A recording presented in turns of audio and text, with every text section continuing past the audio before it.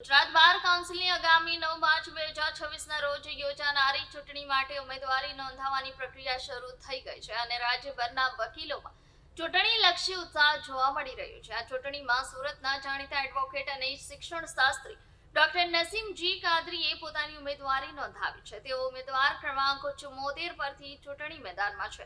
Doctor કાદરીએ વકીલ આલમના મુદ્દાઓ અને તેમના કલ્યાણ માટેનું પોતાનું મજબૂત વિઝન રજૂ કર્યું છે. એના કારણે તેમને વકીલોના એક મોટા વર્ગ તરફથી ટેકો મળી રહ્યો છે.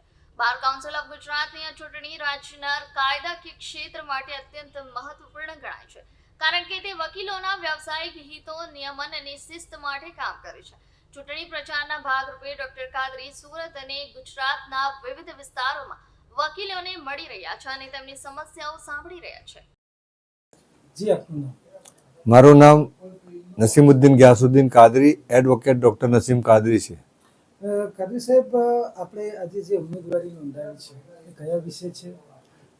આ ઉમેદવારી મેં બાર કાઉન્સિલ ઓફ ગુજરાતની તારીખ 6/3/2026ના રોજ થનાર ચૂંટણીમાં મેં મારી ઉમેદવારી નોંધાવી છે. આ ચૂંટણીમાં ઉમેદવારી નોંધાવી તમે, એના પછી તમે વકીલ મારફતે શું પ્રોગ્રેસ કરવા માંગો છો?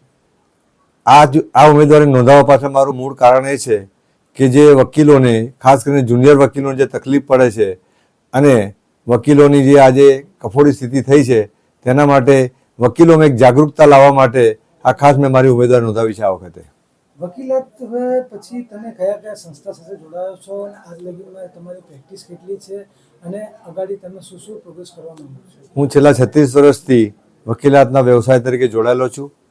મારી મોટાભાગની વકીલાત જમીન સંપાદનના જે કેસો હોય છે, જે ખેડૂતો જમીનો ગુમાવે છે તેના કેસો હું લડતો આવ્યો છું અને છેલ્લા 36 વર્ષથી સતત એક ધારો આજે 69 વર્ષની ઉંમરે પણ હું દક્ષિણ ગુજરાતની તમામ કોર્ટોમાં નિયમિત રીતે મારી હાજરી આપું છું.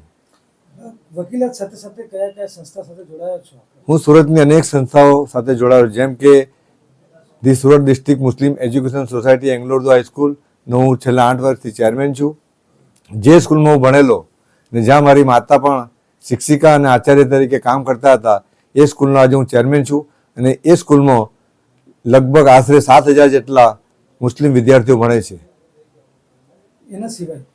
એના સિવાય હું ચેમ્બર ઓફ કોમર્સનો પ્લેટિનમ મેમ્બર છું. આપણે લાલભાઈ કોન્ટ્રાક્ટર સ્ટેડિયમમાં પણ હું મેમ્બર છું. અનેક સંસ્થાઓ સાથે જોડાયેલો છું. હવે આખરી સવાલ, લોકોને શું સંદેશ આપશો? લોકોને સંદેશ એટલો જ આપીશ કે ખાસ કરીને વકીલ મિત્રોને કે આ ચૂંટણી એક અગત્યની ચૂંટણી છે, કારણ કે આ ચૂંટણી 5 વર્ષમાં થનાર હોય છે, પણ આ વખતે આ ચૂંટણી 8 વર્ષ પછી થઈ છે ને આ એ કાળ દરમિયાન કોઈ વકીલોના હિતોના કામ થયા નથી.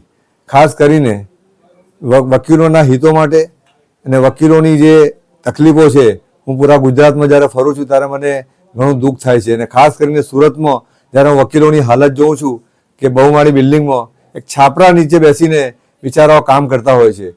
એ વકીલોનું સ્ટેટસ નીચે જઈને પણ એ લોકો કામ કરે, મેં તો પ્રથમવાર જોયું ત્યારે મારા આત્મામાં ખૂબ દુઃખ થયું ને મેં એમને વચન આપ્યું છે કે હું જીતું કે હારું, પણ આ જે ઝૂંપડામાં બેસીને જે વકીલો વકીલાત કરે છે તેના માટે હું કંઈ પણ કરીશ.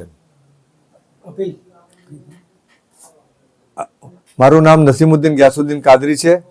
મેં બાર કાઉન્સિલ ઓફ ગુજરાતની ચૂંટણીમાં મારી ઉમેદવારી નોંધાવી છે. મારો બેલેટ નંબર 74 છે અને આપ સૌ વકીલ મિત્રોને હું નમ્ર અપીલ કરું છું કે આપનો પ્રથમ પસંદગીનો એકલાનો મત આપી મને વિજય બનાવશો.